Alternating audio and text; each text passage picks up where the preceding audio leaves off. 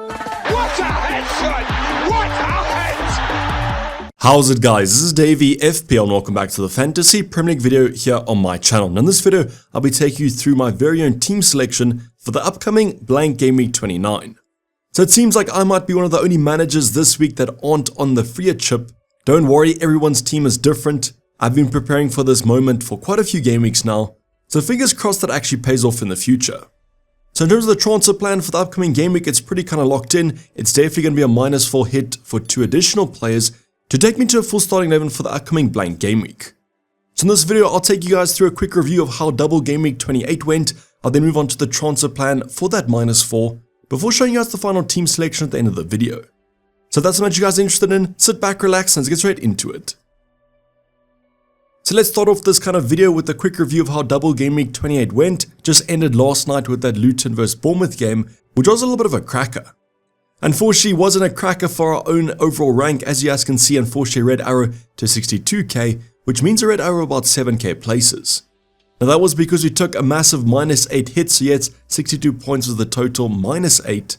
So 54 points was an overall game week rank of 1.2 million.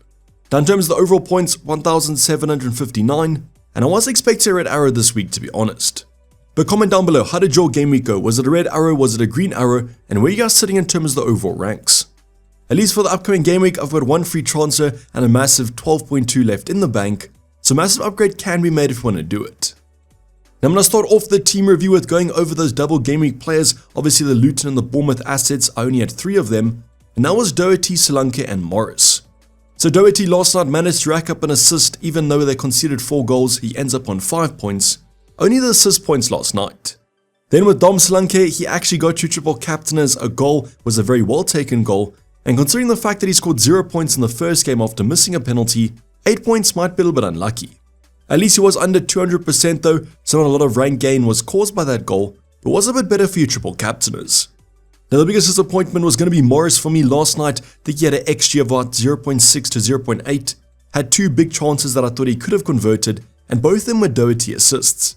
So we were so close to greatness with the Morris kind of returns and Doherty assists, but we'll have to settle on 4 points from the Luton striker.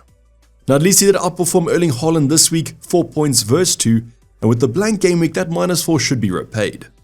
But overall, quite disappointing in terms of the Luton assets. Scoring 3 goals, only getting 1 attacking return is quite disappointing. That largely cemented the red arrow, to be honest. I think if Morris scored a goal, we would have been on a green, but obviously wasn't the case. I think the biggest thing was probably Zaba scoring that goal, as the centre-back conceding kind of 3 goals, but getting a goal is going to be massive for you owners, and that's all the rank dropped down a little bit. Hopefully your double gaming players got more points than mine. Probably should have gone for Barkley over Bowen.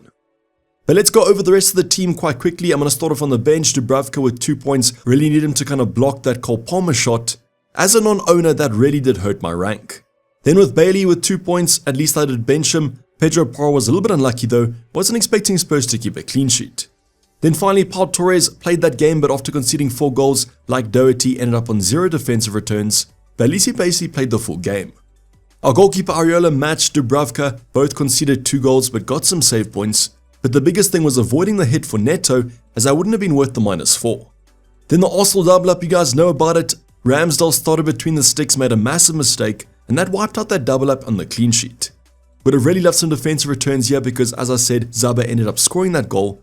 So if I did take a -4 hit to replace one of these options, that would have been worth it. Then our midfield department, the only department with no double game week players, Garnacho with a massive 9 points, our differential. A little bit unlucky there because of those big chances missed, he didn't get any bonus points, as I would have really loved the double-digit return. Then we have Saka who got no returns in that 2-1 win, and Heung-min Son had an absolute blind of a fixture. The biggest disappointment though was going to be Jared Bowen. We brought him in for Foden. Against Burnley, I thought this was a no-brainer, definitely going to get an attacking return, and the alternative Barkley ended up getting a goal. Overall though, the midfield department was pretty kind of clutch. Son with massive points, Garnacho with massive points, but Bowen really needed to do something, as Palmer did quite well this game week.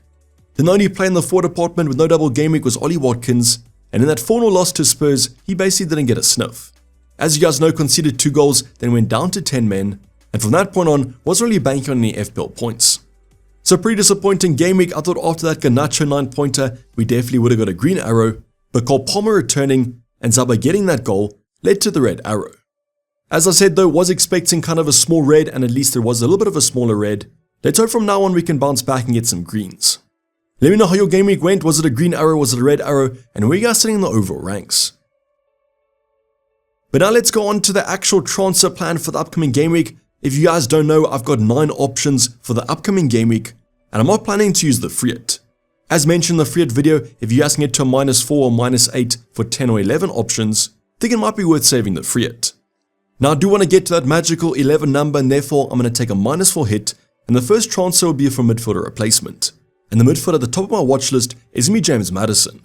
And the reason for this is that Spurs have that Fulham away game and then Luton at home in game week 30, and as I'm planning to wildcard in game week 31, I want that good fixture. So at the moment, James Maddison, the perfect option as a midfielder replacement, and I could replace either Garnacho or Saka. So both options have a blank game week, but Saka does have Man City in game week 30, and therefore I might want to take him out first of all. But as mentioned, this could either be Garnacho or Saka, but currently looking to replace Saka at the moment. So this transfer is basically locked in. I think it's quite a good one. 2 great games over the next 2 fixtures, and Spurs are on great attacking form. Now the next option, I could go for a defender, could go for a midfielder, but I also could go for a forward, and I think Ivan Toney has the highest ceiling this game week. He has Burnley away this game week, unlike Jared Bowen in game week 28, hopefully he returns against them, and then he has United at home in game week 30. So that game week 30 fixture isn't the most kind of optimal fixture in the world, but United's defensive form hasn't been great at the moment. So the obvious replacement is going to be for Dom Solanke, the only forward at the moment that has a blank fixture, and even though I missed out with that Everton game, I believe the 2 games are worth it. So these 2 transfers haven't been confirmed yet, but basically by that deadline, I'm pretty sure that I'll activate them, and that'll hopefully give me a full starting 11. Now there is going to be European football happening tonight, West Ham, Liverpool, and Aston Villa all featuring, so make sure that you guys watch out for injuries. But if you guys have any dilemmas on your transfer plans, comment them down below, and I'll try to help you guys out as far as possible, or my Discord server link in the description. But now let's go over the team selection for the upcoming blank game week 29. As mentioned, hopefully looking to field 11 options with that -4 hit. So the bench this week is obviously going to be blank game week players. Dubravka, Garnacho, Saliba and Gabriel all have a blank game week, and therefore hopefully my starting 11 all feature. Areola will be featuring against Aston Villa at home between the sticks. Not the best fixture in the world, but it is a goalkeeper position. Honestly, don't really see too many clean sheets in blank game week 29, so let's hope he gets some save points. Then our back 3 will consist of Pedro Porro against Fulham away. Like I mentioned, hardly any clean sheet odds at the moment, but Pedro Porro also offers some attacking threat off those set pieces. Adding to that, Doherty for Luton also created a load of chances last night against Bournemouth. Let's hope it's the same thing against Nottingham Forest, as Luton at home generally do score. Then finally, Pau Torres, the only option I'm kind of worried about. Coming back from injury, his minutes might be managed, so fingers crossed he features in game week 29. Now against West Ham, there might be a chance of a clean sheet, but as you guys know, I own Jared Bowen, so hopefully he scores or they keep a clean sheet. Then on midfield department, the newly introduced James Maddison alongside Heung-min Son, who takes the armband. Just believe he's the best option this game week, as I think Spurs will score a few goals. So I'm pretty happy with the double up this game week, and I've seen in a lot of free hits, so one way to kind of counter the chip. Then my midfield 2 will be Bailey against West Ham, and then the reverse fixture for Bowen against Aston Villa. Actually quite excited about Bailey this game week, as I think he could do well. Then Jared Bowen, also one of the main template options on the free hit, so at least I already have him in my team. Now I'm just hoping that West Ham can do better than they did against Burnley in game week 28, but Villa might be a tough nut to crack. Then our front 3 will be Ivan Toney, newly transferred in against Burnley away, just a great talisman for that Brentford side. Also Ollie Watkins against West Ham. I'm hoping that he scores a few against Areola, but hopefully misses a few to give him some saves.